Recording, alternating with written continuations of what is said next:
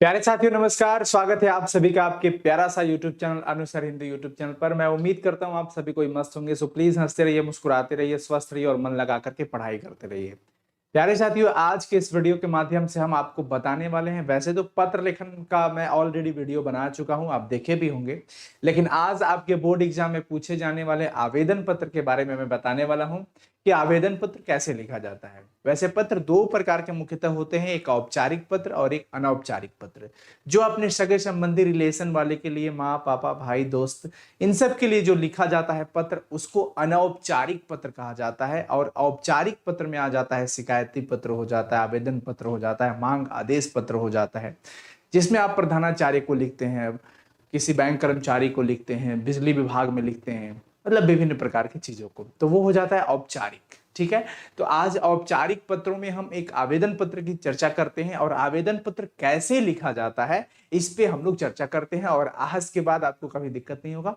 Main है कि पत्र में आपको स्क्रिप्ट तो लिखना ही पड़ता है, पर फॉर्मेट क्या होता है, किस प्रकार से लिखना उचित होता है, जो बेहतर मार्क्स मिले, वो जानना बहुत इंपॉर्टेंट होता है। तो चलिए स्टार्ट करते हैं। और प्लीज वीडियो अच्छा लगे तो लाइक जरूर करिएगा, और चैनल पे पहली बार आए होंगे तो प्लीज प्यारे साथियों सब्सक्राइब कर लीजिएगा। स्टार्ट करते हैं, और अभी के बाद आपको कभी दिक्कत नहीं होगा। तो आवेदन पत्र कैसे लिखे, कई सारे बच्चों के मन में ये सवाल रहता है, और ये 5 अंक का सवाल पूछता है। 2 सवाल पूछे जाते हैं अथवा में करके। आपके पास पत्र लेखन में 2 प्रश्न होते हैं अथवा में करके। और मैं आपको बता दूं कि अधिकतर, मतलब कई बार ऐसा पाया गया है कि एक औपचारिक रहता है और एक अनौपचारिक रहता है। तो आज औपचारिक पत्रों में हम आवेदन पत्र, जैसे मान लीजिए कि कुछ भी हो सकता है, अपने प्रधानाचार्य से मतलब फी माफ करने के लिए, या फिर कुछ छुट्टी वगैरह लेना हो तो उसके लिए आप लिख सकते हैं, या फिर खेल कूद के सामान को लेकर के आप लिख सकते हैं। तो जैसे हमने एक फॉर्मेट जो बहुत ही इंपॉर्टेंट रहता है, जो कई बार बोर्ड एग्जाम में सीधे पूछता है, वो ये है कि मासिक शुल्क माफ करने के लिए अपने प्रधानाचार्य को एक पत्र लिखना है। मासिक शुल्क माफ करने के संबंध में, मतलब मासिक शुल्क माफ करने के लिए अपने प्रधानाचार्य को एक आवेदन पत्र लिखें। तो आपको इन कैसे स्टार्ट करना होगा, ये तो क्वेश्चन हो गया। स्टार्ट कैसे करना होगा, कैसे आपको लिखना होगा, इन सारी बातों का आज हम आपको चर्चा करते हैं। देखिए, सबसे पहले पत्र कोई भी हो, सेवा में लिखना तो जरूर है, अभिवादन आपको करना ही है। लेकिन यहां पर औपचारिक पत्रों में हम सेवा में स्टार्ट करते हैं, इससे पहले कि दाहिने तरफ सबसे ऊपर दिनांक जरूर लिखें। यहां पर डेट बहुत जरूरी है लिखना। और फिर आप लेफ्ट साइड में ही बाएं तरफ जो आपका पेज होगा, उसमें बाएं तरफ में सेवा में फिर पद लिखिए कि जिसके पास आप लिख रहे हैं वो किस पद पर हैं। और पद जो होता है वो उच्च पद वाला लिखा जाता है। जैसे अगर विद्यालय में आप लिख रहे हैं तो विद्यालय में जो उच्च पद होता है वो प्रधानाध्यापक का होता है। ठीक है, तो वहां पे आप लिख सकते हैं। फिर अगर जैसे बैंक में लिखना है तो बैंक के जो ब्रांच मैनेजर होते हैं, शाखा प्रबंधक, उनको लिख सकते हैं, है ना। उस प्रकार से यहां पर जिसके पास आप लिख रहे हैं पत्र, उनका पद होना चाहिए, और उनका एड्रेस में उनका स्थान, कि वो किस स्थान के हैं। जैसे कोई विद्यालय में लिख रहे हैं आप, तो यहां पर विद्यालय के नाम के साथ स्थान लिखिएगा जरूर। इन सब बातों के बाद आता है विषय, सब्जेक्ट, कि आप पत्र किस संबंध में, किस टॉपिक के संदर्भ में लिखने जा रहे हैं। तो यहां पर जो पत्र लिखा जा रहा है वो तो अपना शुल्क माफ करने के लिए, तो यहां पर लिखना होगा कि शुल्क, मासिक शुल्क माफ करने के संबंध में जो भी आपका टॉपिक होगा, जिससे रिलेटेड आप लेटर लिखने वाले हैं, वो टॉपिक यहां विषय में बच्चों लिखना पड़ता है।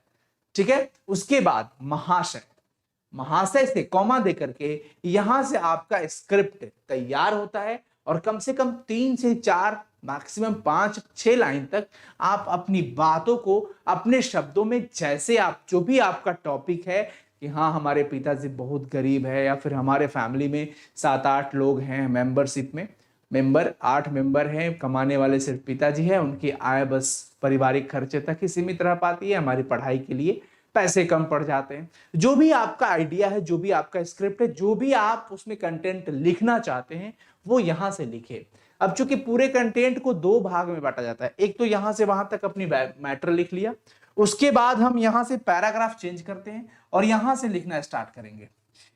इधर नहीं, ये मैं इधर आपको दिखा देता हूं कि इधर नहीं, यहां से फिर अतः महाशय से विनम्र निवेदन है, जैसे लिखा जाता है ना कि अतः महाशय से विनम्र या आपसे विनम्र निवेदन है कि आप हमारी इस कार्य में सहायता करें, इसके लिए मैं आपका हमेशा के लिए आभारी रहूंगा, रहूंगी, जो भी चीज होता है वो इसमें पैरा चेंज करने के बाद आप यहां तक लिख करके पूर्ण विराम जरूर दें।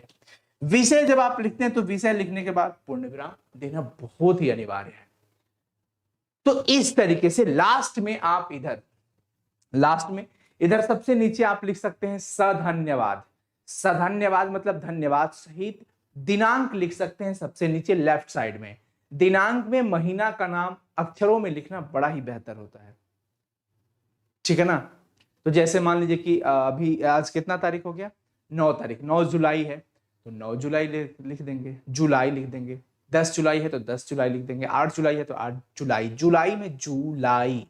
ओके, तो एक देख लीजिए फाइनली इसका जो लेटर है वो ये है कि सेवा में, फिर यहां पर पद हो गया श्रीमान प्रधानाचार्य, साइंस कॉलेज पटना। तो जो भी आपका कॉलेज है, स्कूल है, वो लिख करके वहां पर जगह का नाम देना है।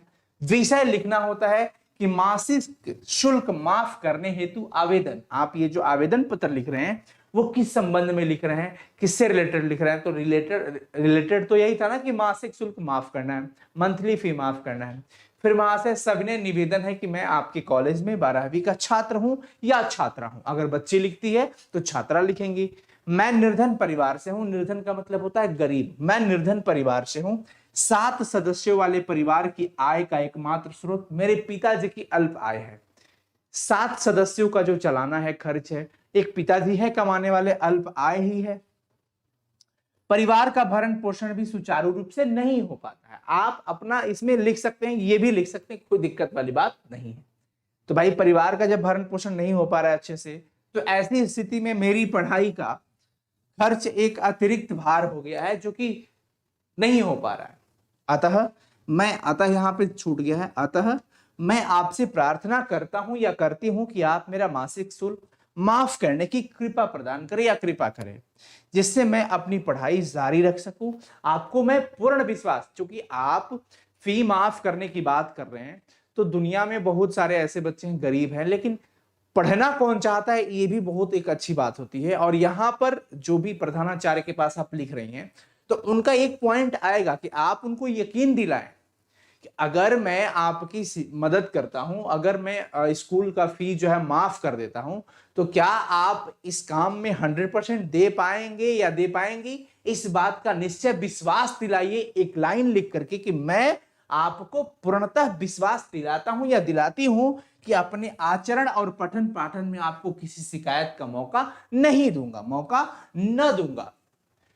आचरण को लेकर के, बिहेव को लेकर के और पठन पाठन से संबंधित मैं आपको कभी भी शिकायत का मौका न दूंगा, मैं इसका पूर्ण विश्वास आपको दिलाता हूं। उसके बाद आपका आज्ञाकारी शिष्य, आपका आज्ञाकारी शिष्य या शिष्या, लड़की है तो शिष्या लिखेगी, अपना नाम वगैरह जो भी है आप लिख सकते हैं, ABCD जो भी है लिखिए। तो इस प्रकार से आप आवेदन पत्र लिख सकते हैं। अब कहीं भी लिखना हो तो ये तो जरूर याद रखिएगा, मासिक शुल्क वाला या फिर छुट्टी वाला, तो ऐसा ही फॉर्मेट होता है। ये अभिवादन इधर, ये जो पहला पार्ट है ये आपको लिखना पड़ेगा, डेट इधर लिख दीजिए और बाएं साइड में लास्ट में आप जरूर लिखिए सधन्यवाद, सधन्यवाद, और जो भी अपना मतलब लिखना हो लिख सकते हैं वहां पे। तो मुझे उम्मीद है कि आपको ये वाला जो पार्ट है बड़ा अच्छा लगा होगा, और मैं डिस्क्रिप्शन में आपको PDF दे दूंगा और भी लेटर का, जहां से आप और भी लेटर देख सकते हैं, पढ़ सकते हैं। ये वीडियो के माध्यम से एक फॉर्मेट बता दिया।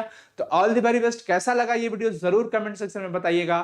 थैंक यू सो मच प्यारे बच्चों, नमस्कार, थैंक यू सो मच। और प्लीज सब्सक्राइब बटन पे जरूर क्लिक कर लीजिएगा। Thank you so much.